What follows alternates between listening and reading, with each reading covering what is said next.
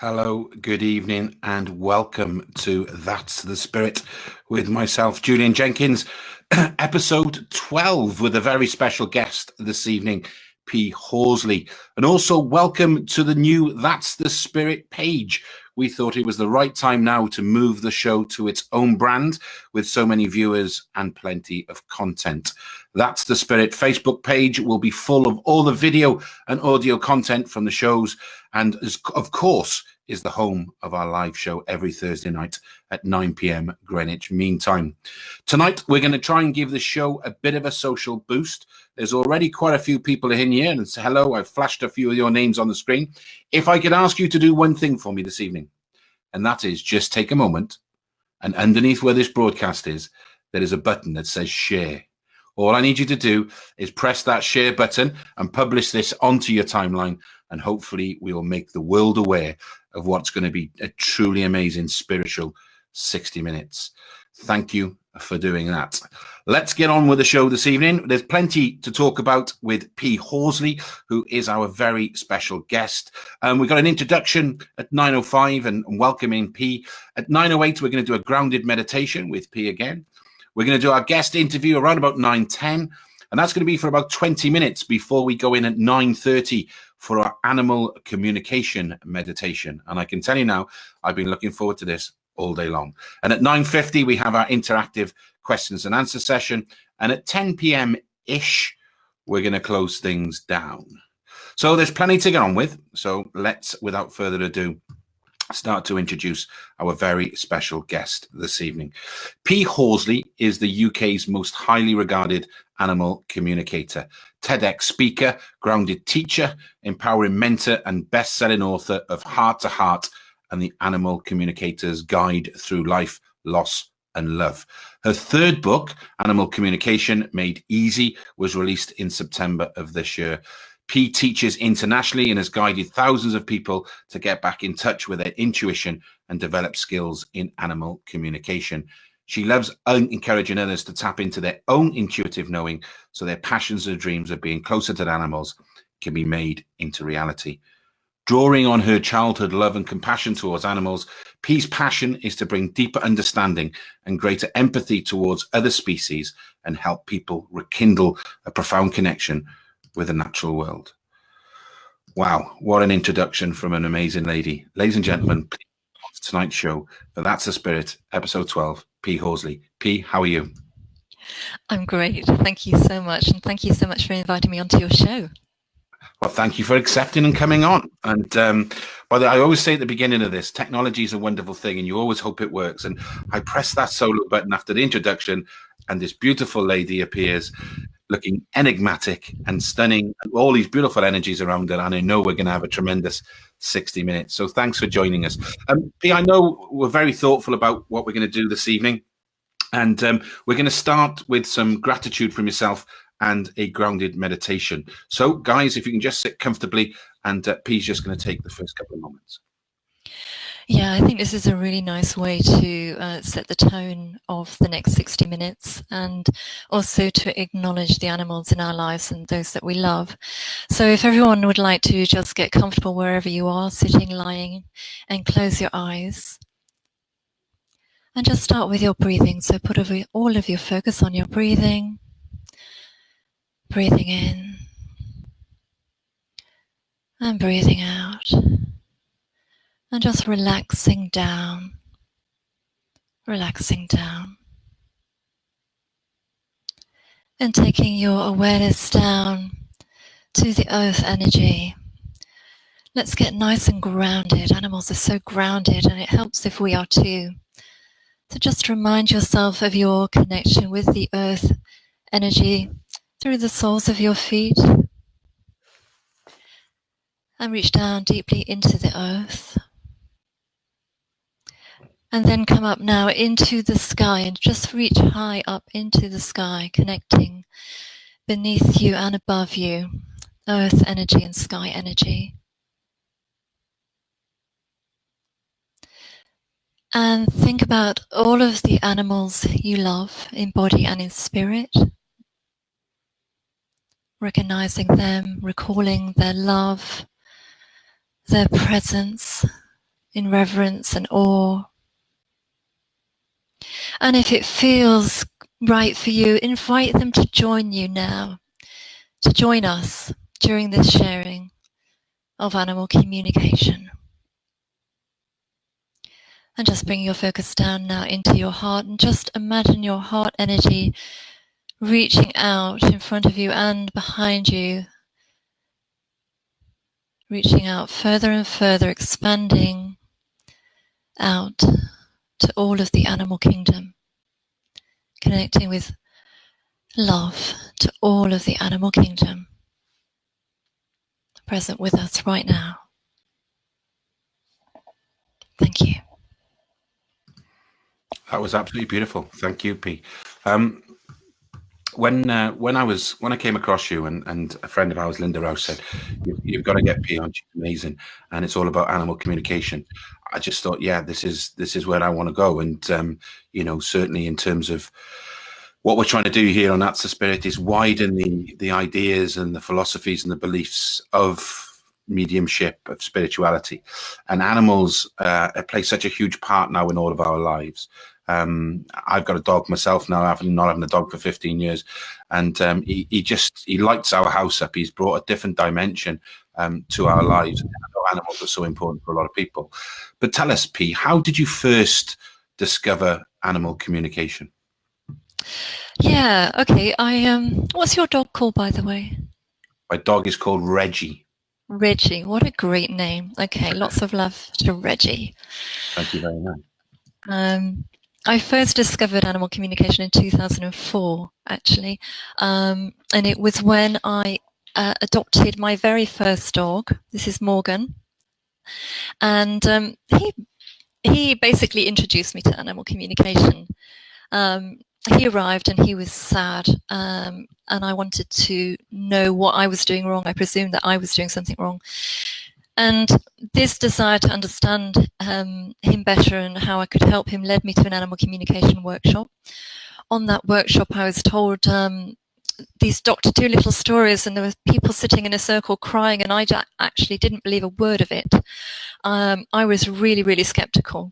But something made me stay, and then in the afternoon we were partnered up, and I was partnered with the woman and asked to communicate with her animal, which turned out to be a rabbit.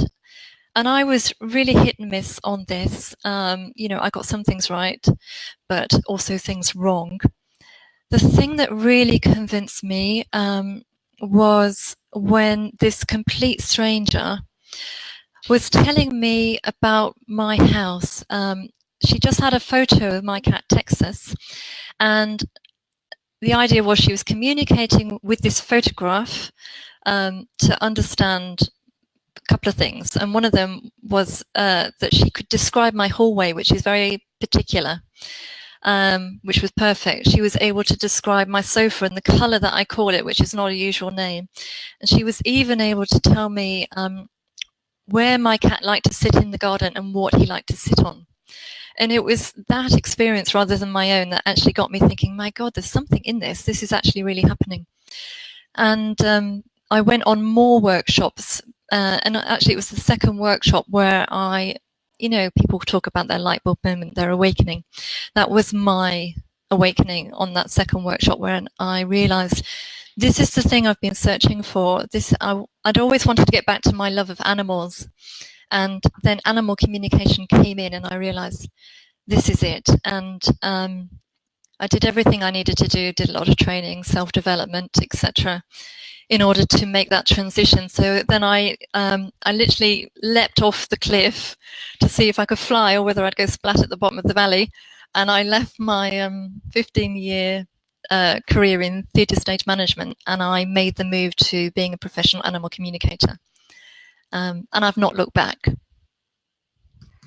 And nor of the animals, because you're doing a wonderful, wonderful job. And it sounds amazing. And what I like about, we've had a discussion obviously beforehand, and the situations, and even with your books, everything you talk about is all evidence-based. It's all true stories. When you talk there about, Morgan and your first communication with a rabbit, and all of those things. But it must have been a strange thing moving from sort of theatre stage management into this area.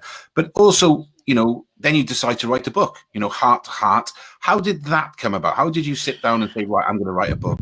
And where did the title come from? Well, that book actually came about because of a dog called Marmite, who I'm eternally grateful to. He's transitioned now. But this dog just changed the course of my pathway in animal communication and my exposure with it.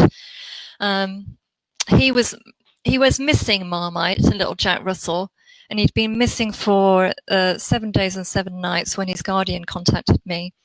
She'd never heard of animal communication, but you know, she was desperate. She wanted to find her dog, and she'd tried everything else. So she lived next to a sand quarry where he liked to go rabbiting down the holes. So she'd been digging down the holes. She'd hired a mini digger, a JCB digger. She'd had search dogs. She'd had thermal imaging kit.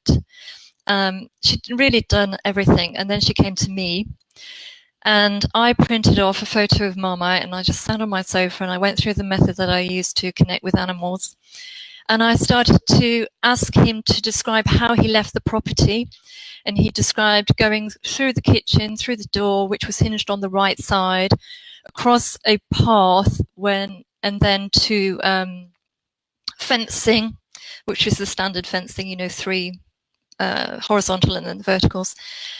And that then came to a field, and on the left of the field was lots of trees, and that he kept going.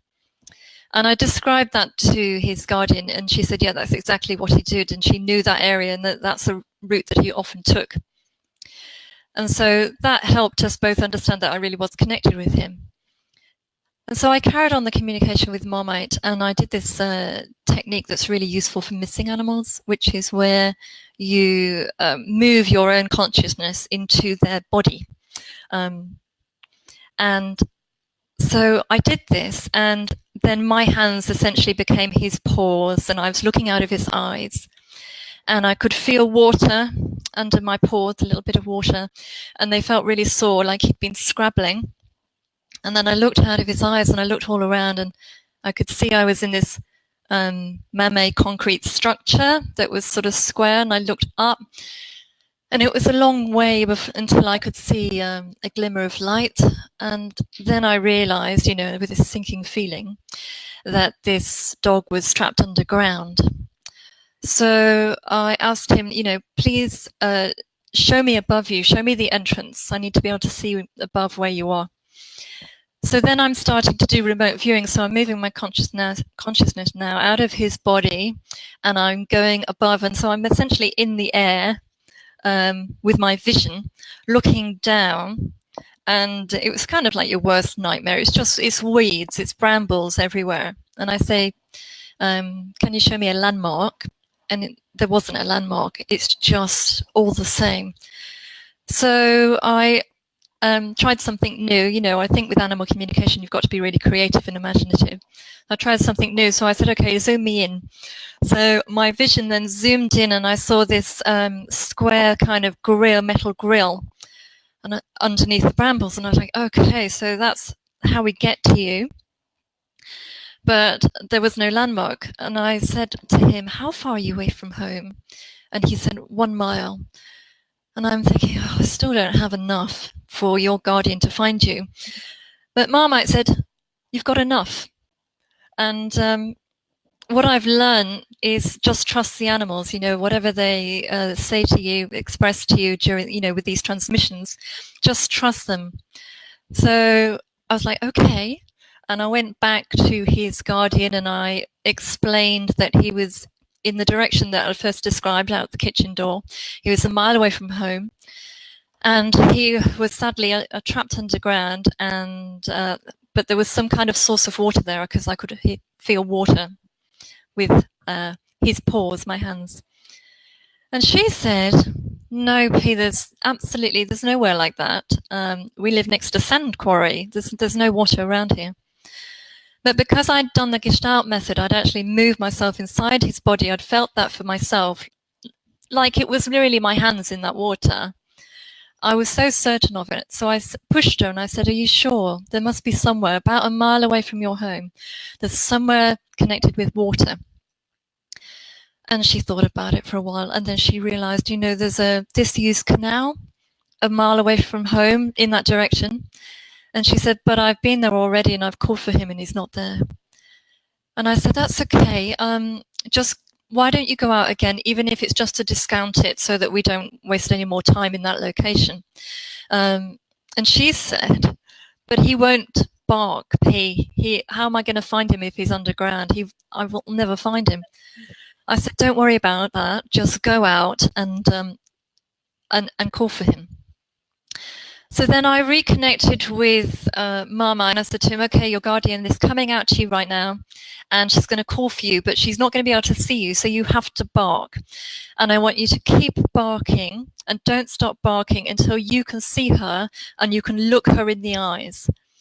This is really important. And I said to him, this is a matter of life or death, and it's your life or death. So you've got to keep barking when you hear her, and don't stop till you can look her in the eyes. And he just went, okay.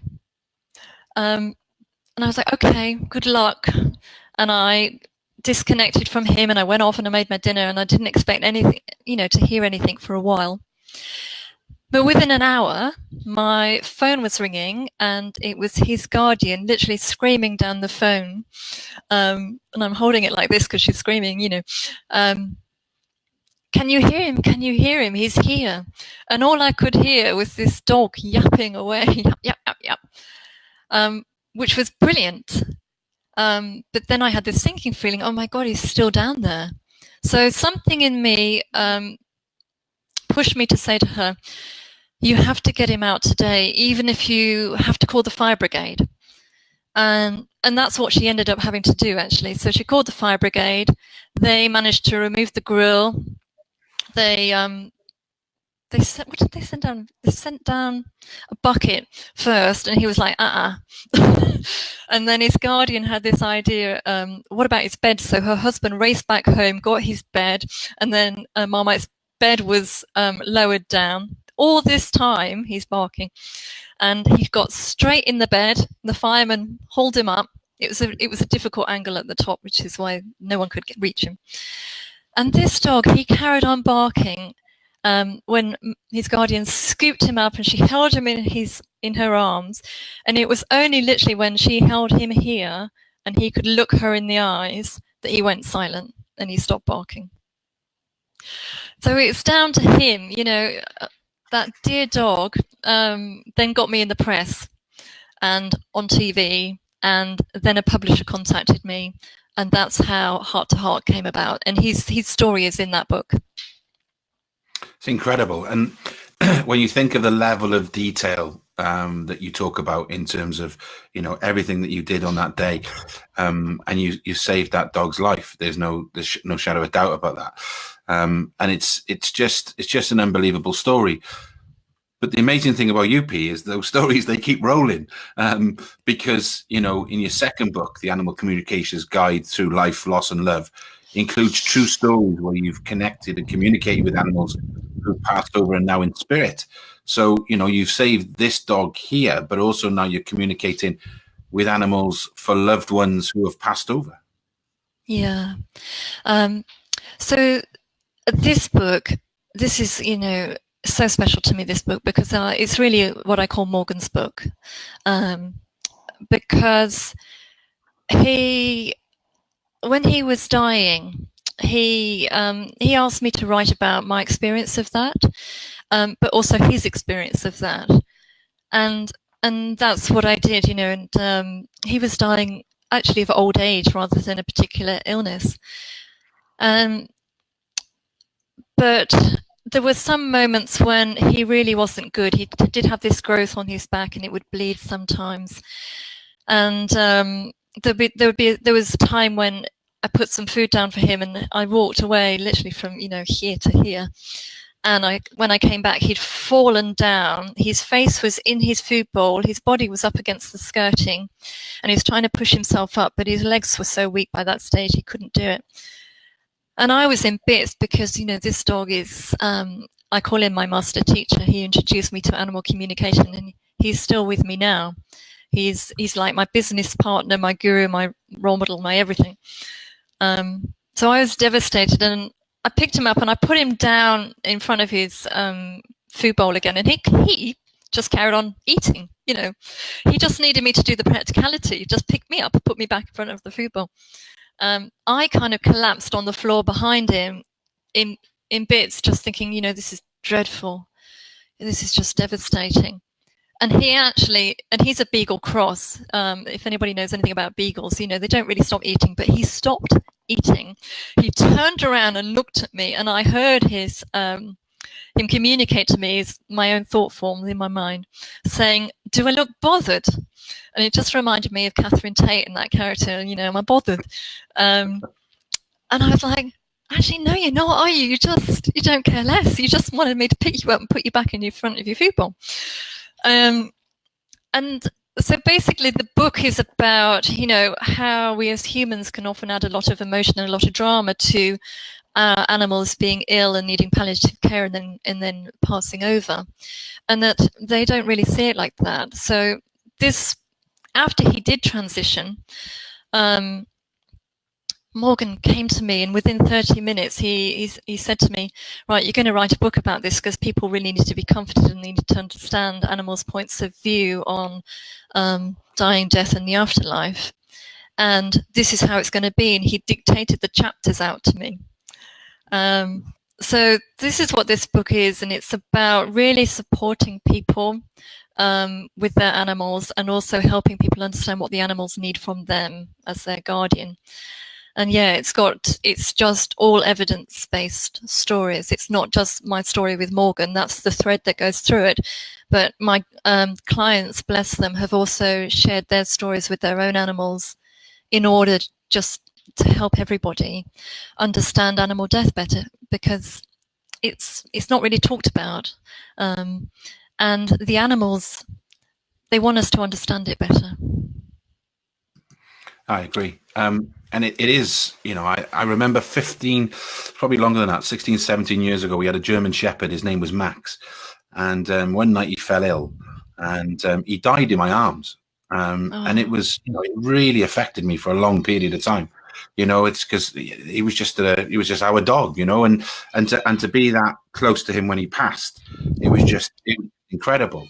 And it takes a long time, it actually took us, 15 years before we went and got another dog. Because, I always remember my wife saying, the reason we didn't get a dog at the time was that she said they die, and it was like, and I said, well, it's better to, have loved and lost rather than never loved at all, and that's harder. But people, it's crippling, isn't it? It can be, but it doesn't have to be. And I think that's what's really wonderful about Morgan's gifts with this book. Some people find the emptiness at home too much, so they rush out and bring another animal back. I'd say also don't do that. Rushing and also leaving it 15 years. This is Texas, by the way. He might want to come and make an appearance, because just one minute, everybody. Come on then. Come on. Okay.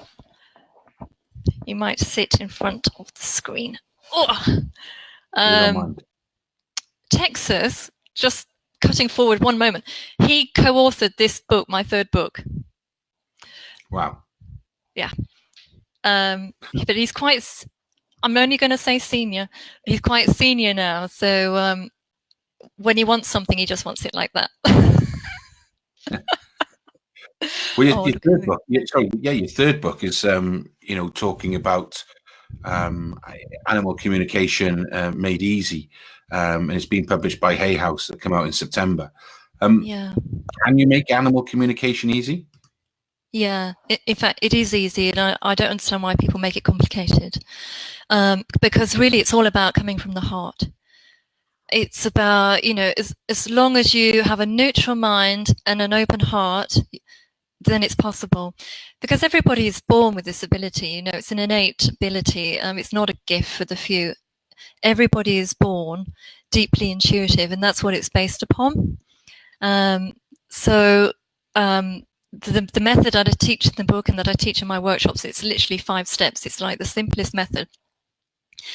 The only reason people struggle with it, and I do acknowledge that, is because they get in their own way.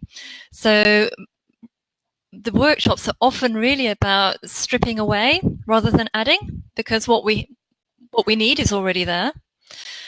So the workshops are about helping people let go of misconceptions or maybe even beliefs that aren't their own, but they've kind of absorbed from society, teachers, you know, partners, whoever.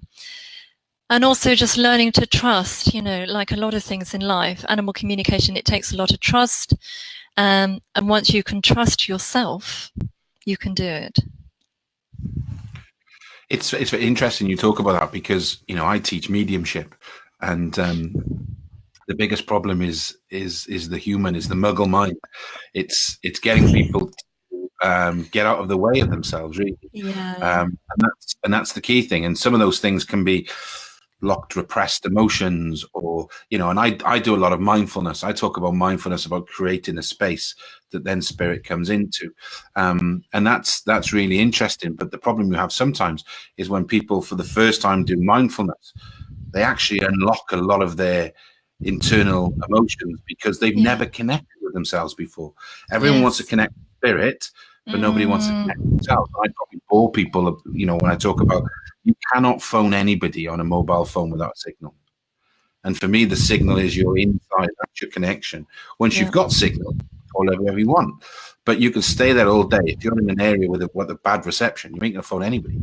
So, you know, that getting out of the way, you're 100% getting out of that way, creating that space, and then allowing spirit to be. Exactly. That's why I often refer to my beginners workshops actually as the kind of like the crying workshops, because for people that have never experienced really connecting with the heart, it brings things up, you know, it does. And the animals are particularly good at that, because any kind of stuck energy that you've got there, whether it's grief, whether it's guilt, whether it's shame, whatever that is, you know, lack of self-esteem, the animals will find it. They'll know it instantly, and they will help you to recognize that and remove that. And they do it in very gentle ways. You know, I always have animal guest teachers come on my workshops, and it's incredible seeing them work the room, connect with individuals. You know, there might be, for example, a particular species like say German Shepherd, that comes in, and there'll be someone in the room, say, that's lost a German Shepherd, has not been able to get over it. This German Shepherd will ignore everybody else and go straight over to that person and sit with them. Oops, careful, Texas. There we go.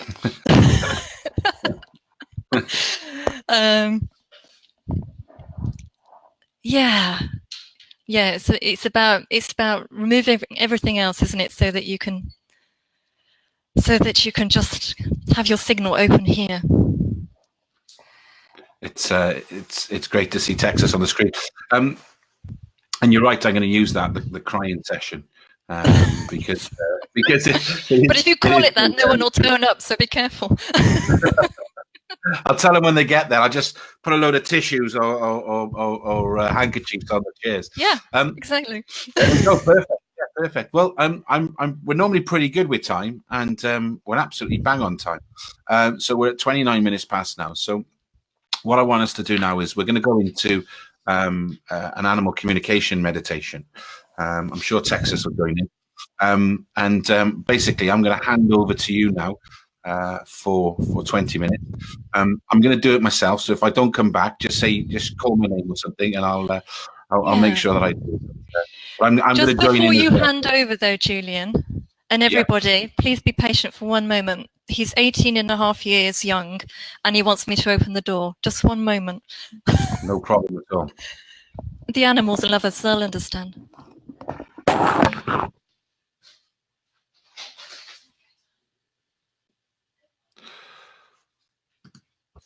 Well, P is in the process of opening the door to let Texas out. We're going to do a meditation now for 20 minutes, so get yourself comfortable. Obviously, as I always say, it goes without saying, please don't do this whilst driving a car or doing any machinery. Anything that needs 100% concentration, please stop that if you're going to do a meditation. We don't want you crashing your car or something while trying to communicate with animals. So let's park your car, relax, and I'm going to hand over. I say 20 minutes ish.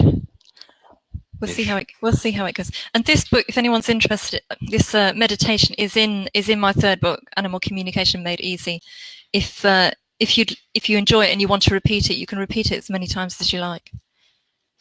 There's a lot of people saying hello, by the way, Pete. There's a lot of interaction going on here. People are saying hi to Texas, and they love your stories. And there's a lot of things going on. There's a lot of people in the room.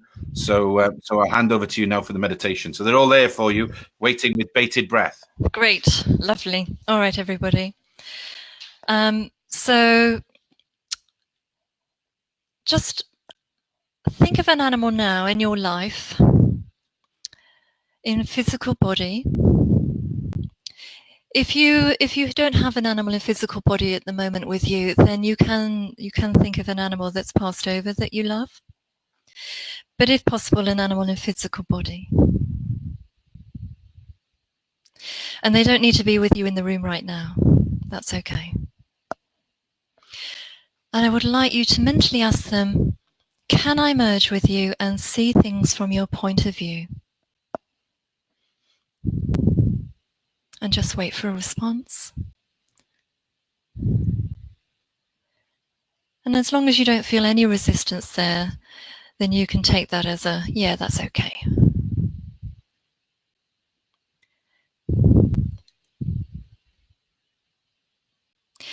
So close your eyes, and as best you can, picture the animal that you've chosen in front of you.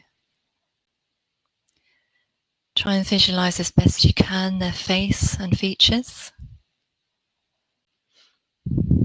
Notice the length of their whiskers, the size of their paws, the shine of their long, lustrous mane.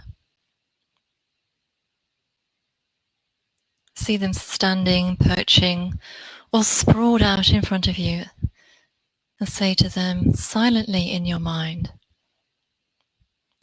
thank you for being with me. And if you're not a particularly visual person, don't worry. Just have the intention that they are there with you, and remember how they look.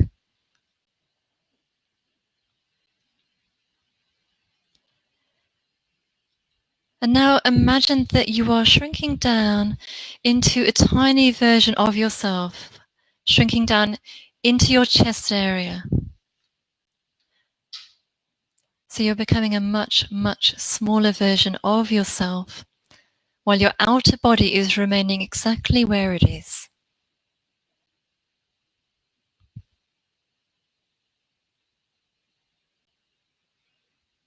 And now you might want to morph into a tiny dot of light, which might be easier to retain. Or if you prefer, you could be a fairy, a unicorn, an elf, whatever image you can hold with your mind.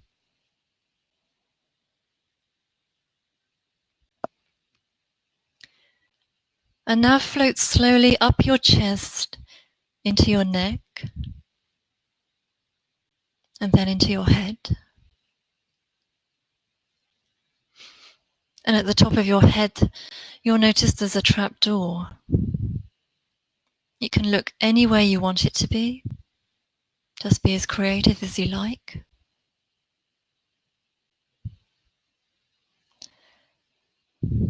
Open the door. And now as this tiny dot of light fly out at the top of your head and over to the top of your animal's head, your animal that's in front of you. And they have a door at the top of their head too. So open your animal's door, slip inside, and close the door behind you. Also at this time, be open if your animal changes their mind and asks you to leave. Just respect that. And then return to your own body, closing both the doors. Hopefully they'll find this really enjoyable. So float down now into your animal's chest area and allow them to get used to the feeling of you being there.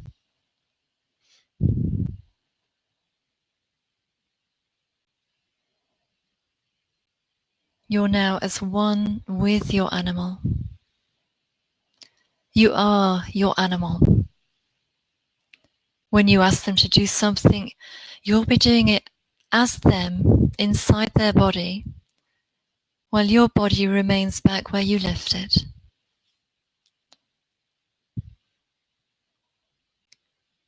Slowly glide up to their eyes, and for the first time in your life, look through their eyes. Amazing, isn't it? You'll have lost all sense of your own sense of sight, and will be seeing things entirely differently from their perspective.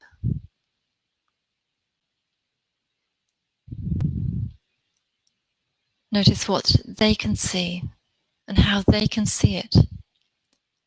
Notice if you're close to the ground or high up with a panoramic view.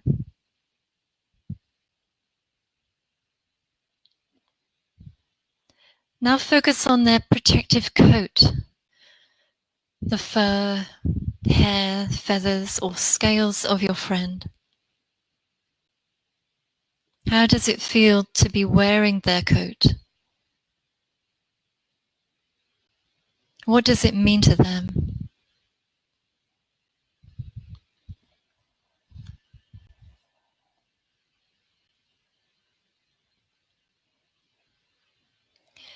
Now ask your animal silently in your mind, what do you like to do for fun? And as your animal, allow yourself to do that fun thing. Go with the flow and whatever you feel your animal wants you to experience.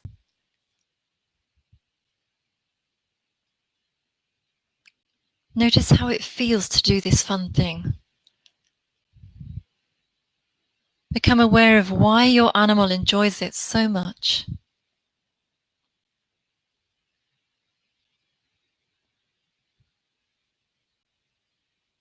And be open. The reason they enjoy it may not be the one that you think.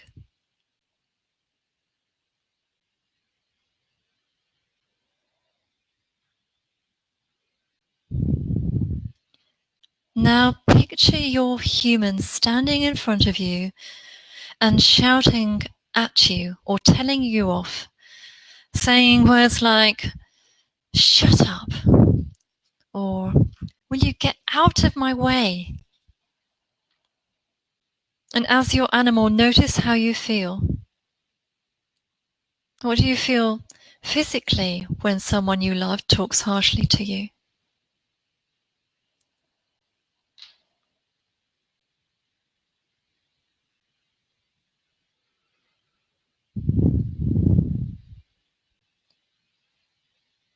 Now picture your human standing in front of you and saying words of adoration, like, "I love you. You're so special."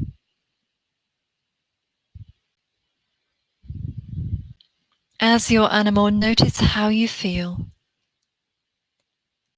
What do you feel physically when someone you love talks kindly to you?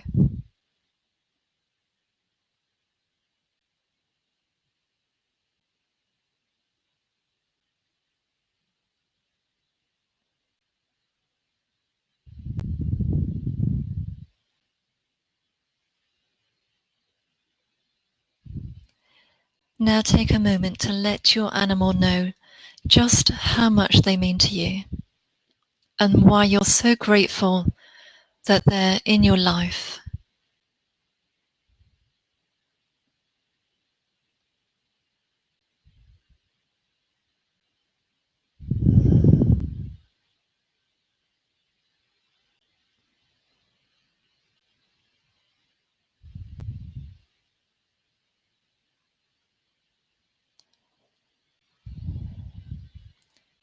Ask them gently, do you have a message or gift for me? Do you have a message or gift for me? And openly receive whatever comes to you. It may be something physical or an emotion, an image, or some words.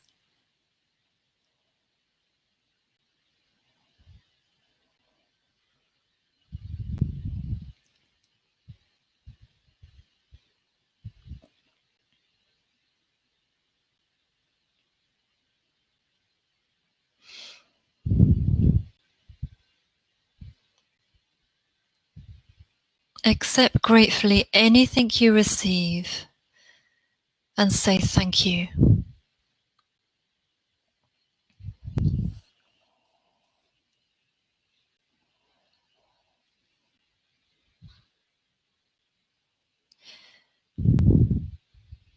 Now prepare to leave your animal's body, knowing you can return whenever you are both willing.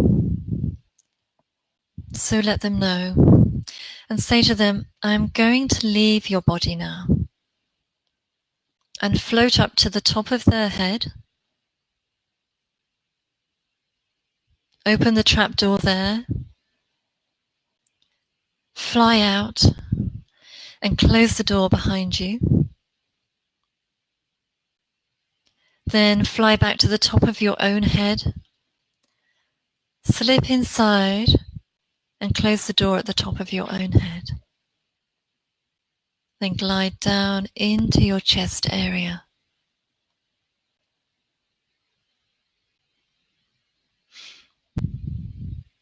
And with your eyes closed, picture again your animal in front of you. Notice how your perspective has changed, and now you're viewing them from where you sit. And again, thank them. Say, thank you for doing this exercise with me. Gently dissolve the image of them before you and allow them to carry on with their business. Bring your focus back to yourself and that tiny dot of light in your chest. And start morphing back into that tiny version of yourself. Then expand outwards to fill every part of your body, bringing yourself back into your body awareness. Take a few seconds to move your fingers and toes. Take a slow, deep breath and release it. And when you feel you're fully back, gently open your eyes. Wow. Thank you. That was amazing. Took my glasses off a second. Did you have an emotional I really enjoyed that. If you could put your comments, what you felt, what you saw, what happened. If you have any questions for P, please now pop them in the comment section.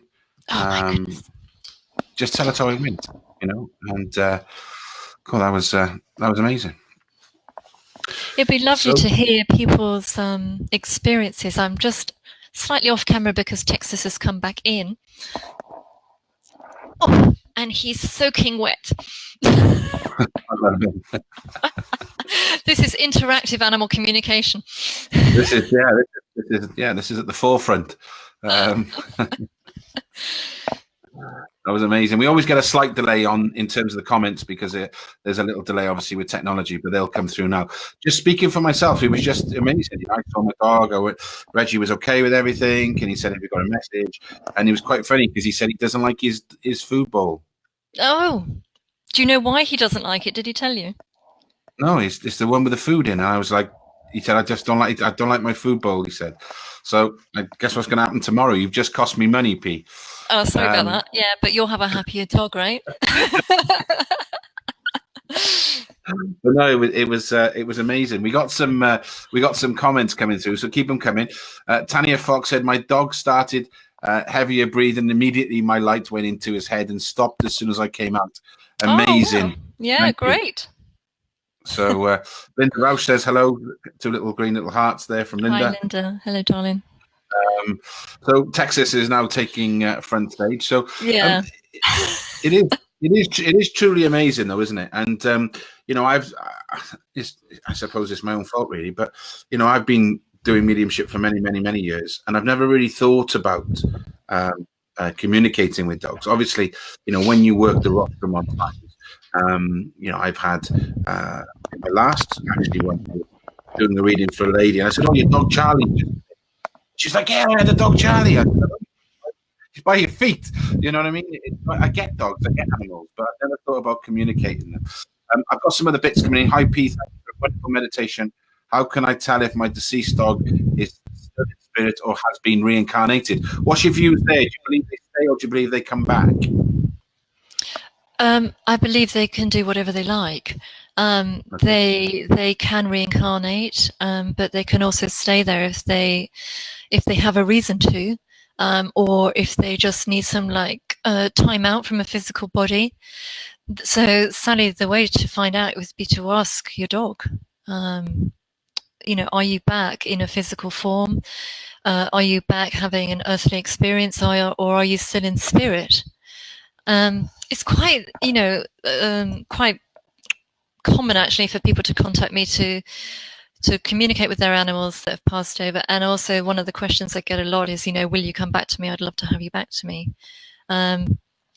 A lot of the times I find that the animals don't return to their guardians. They've had an experience of part of their soul journey, and it's about the next stage for them. Just occasionally they do. And in fact, I think it was last week, I had a lady whose animal was determined to get straight back to her and explained how that was going to happen. But it's not quite so common.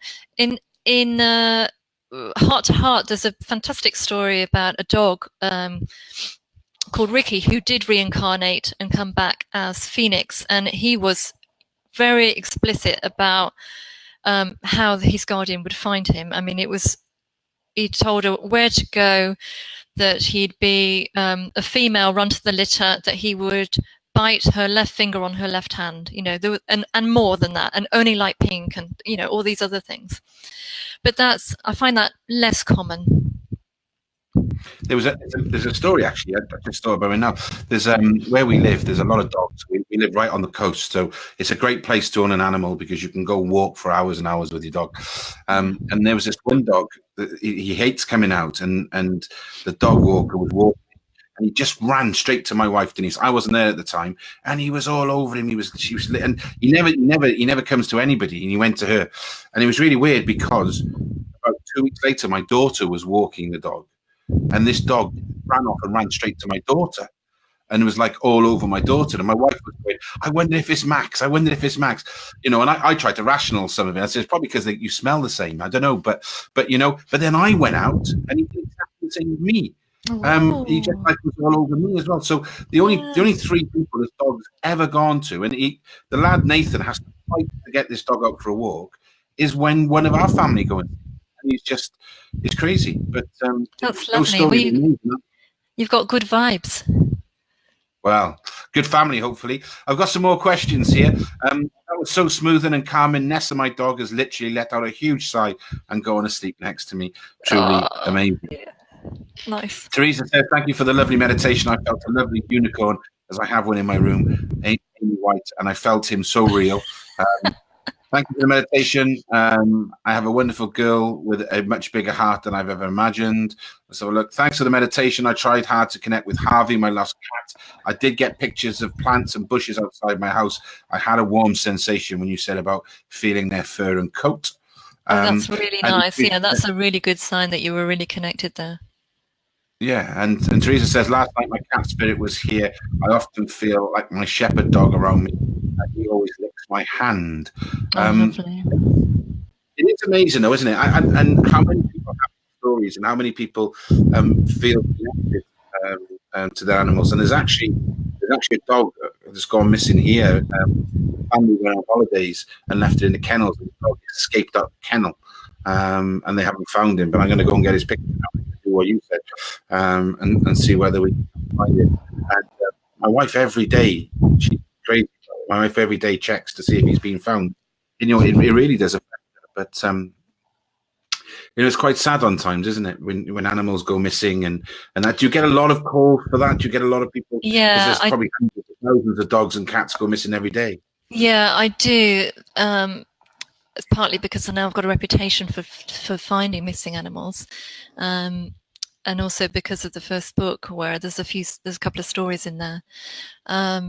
Sometimes they're not missing though. Sometimes they choose to go, and sometimes it's to do with the learning of the humans. So it's not always the crisis that it's perceived to be. So I do a workshop where we will talk about the ins and outs of tracking missing animals, but it's not as clear cut as you imagine, you know. And you always have to ask them, you know, do you want to be found? Do you want to come back? What's going on for you? Is this a mistake? Did you get scared? You know, it's all about the questions. Yeah, there's a lot of dogs around here, and there's one very good dog walker. He's done a psychology degree with animals. He's just the biggest German shepherd you've ever seen in your life, and they're just amazing with him. And I remember there was a guy with a young dog on a lead, and he said that, "Why do you let him off the lead? Because he can run around in the field." And he said, "I'm too scared he won't come back." And very similar to what you said, Stuart turned around to him and said, "Well, don't worry if he don't come back, because it means he doesn't like you." Yeah, you could say that, eh? I thought to myself, no truer words said in jest. You know what I mean? If the dog doesn't come back, it means he doesn't like you. Irene Platt says, "Lovely to meet Texas. Kringle, my orange and tabby, is an excellent communicator, and she's learning. Loving Texas. He's very beautiful." He's really trying to take over the whole event. Oh, he's the star of the show. I'm sorry, P. We'll get Texas on full time next time. And Angela said, "I felt the warmth and softness of the fur, and when I asked what she did for fun, why I'm not concurring with some of the questions and stuff that come out." So, you know, you can feel his energy, can't you? Yeah, and he's very opinionated. You know, well, I actually, at this table, it's my kitchen table, which is where I wrote the third book, which he co-authored, and he obviously wants to have a say about something because he keeps going right to the mic. 1 second, and then you can have a say. He would appear from nowhere when I was stuck, and he'd sit between me and this computer, and he'd literally just tell me what to write. And he was just, wow. You know, it's like if I was getting a bit, you know, sticky with it, he'd just turn up, sit here, and go, "Right, this is what you do." No, it's crazy, isn't it? It's crazy. Oh, he wants to say this is what his message is. He loves everyone, and he thanks you all for being here. Oh wow. It's unbelievable. There's lots of stories of you working internationally as well, isn't there? Have you got any of those stories when you've worked abroad? Yeah. So, and in fact, I'd like to extend an offer to everybody that watches this about the Hawaii retreat that I'm offering next March, which is to do with being with cetaceans and communicating with them. So this is something that I've done before, and I'm doing it again. It's a week for animal lovers it's all based on animal communication, where we have a private charter boat and we go out and we will get to swim with the wild dolphin pods who I have some safety swimmers, friends of mine, who have known these dolphins for decades and know them all individually, who come with us, and you'll get to communicate with these dolphins who they resonate. They send out this frequency of 8 hertz, which is really, really healing for the body, the mind, the body, and the spirit. It helps sort of mesh the left and the right hemisphere brain together. So people always say, oh my God, I feel so much love. I feel so much joy. I feel so calm. I feel so relaxed. And they have these big life transformations as well, where they just feel much better about themselves and focused about their direction. So I really enjoyed taking a small group of people out to Hawaii to experience this. And we also communicate with the humpback whales. And also we snorkel with the manta rays as well, which is otherworldly. If you've never done it, it's the most amazing experience. And are we not talking about cats? Yeah, so the dolphins experience I had, I took a group to Egypt, and there was one time I don't know whether she's on the call, Claire. I was out in the water with one of my participants, and then I saw 2 dorsal fins coming towards us, put my head down in the water to look at them, and I heard them say, follow us. So I came up and I said to her, they say follow us. So we put our snorkels back down in the water and we followed them. And they took us into what became the most amazing, it was like a cave, but in the sea. It was like this big vault area, taxi. And come here, baby.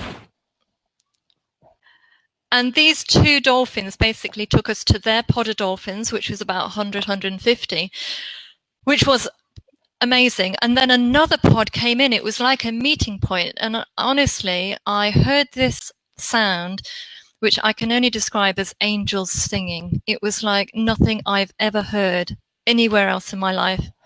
And it was just the most incredible experience. And in Hawaii, we've had amazing experiences with the dolphins there. They'll literally surround you, so you become part of their pod. You know, they know exactly where you are with the echolocation, so they're never going to bump into you. But they bring their babies to play in front of you, and they'll communicate with you about, you know, everything. And the humpback whales are very much about universal energy and wisdom and knowledge. And when you listen to them, they will acknowledge your trust of the communication with them and that unity, that oneness together, and show you in some way. And there was one time when I had this experience where I was on a boat, and it all came down to my communication with this one humpback whale, and then 33 people deciding to listen to that and head north to find the dolphins, because that's where the humpbacks said they were. We travelled and travelled and travelled, and then we got there, and they were there. And the next morning, the humpback whales waited out in the harbour until our boat came out, and within just like 100 yards of us, 2 humpback whales breached over and over and over and over again right in front of our boat. And it was an acknowledgement of listening and trusting and oneness and the connectedness of all of life. And the captain said that was the most amazing show he'd seen from the humpbacks, like for all year, if not the year before. And it was just for us on our boat because of the communication. It was amazing. I'm actually reading a book called The One Mind, which is about just one mind, this one conscious, and how we're all connected. And yeah. I was actually reading in the papers the other day about how it can now be proven that animals and humans, they're all connected to this one mind, and specifically about Noah and the Ark, and all of these things now are being actually proven that these things are actually.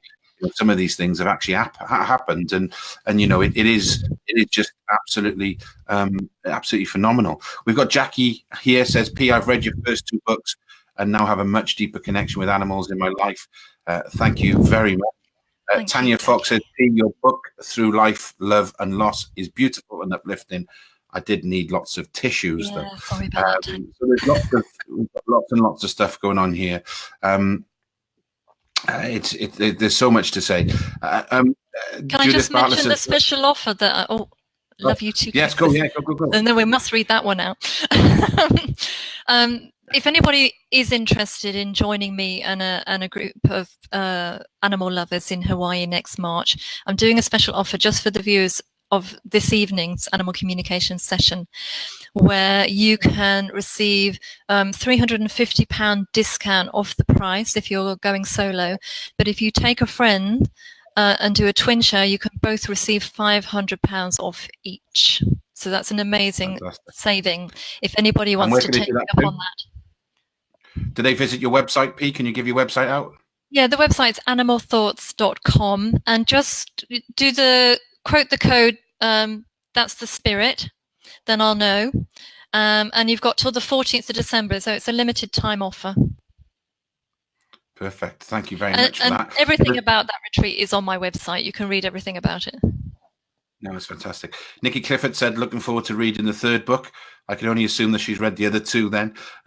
So that's fantastic as well. And there was a big comment, but I put it up. We both disappear, but I'm going to put it up anyway. It says, love you too, Texas. You have a wonderful, dignified presence. Thank you, and P, for very much all you're doing to educate us how to communicate fully. Bless you both. I grew up with a gorgeous, precious heart ginger and a white cat called Cochin, who was one of the best things ever in my whole life.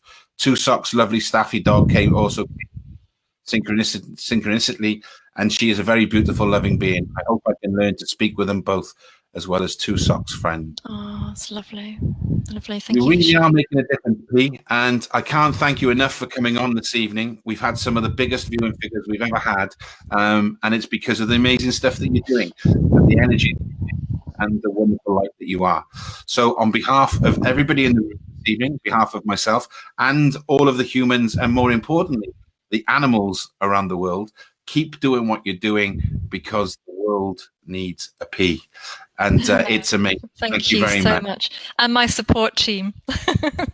Yeah, exactly. Thank you very much for this evening. We look forward to seeing you again. And just before you go, can you just once again tell us your website? Yeah, so it's www.animalthoughts, as in thinking with an S, thoughts.com.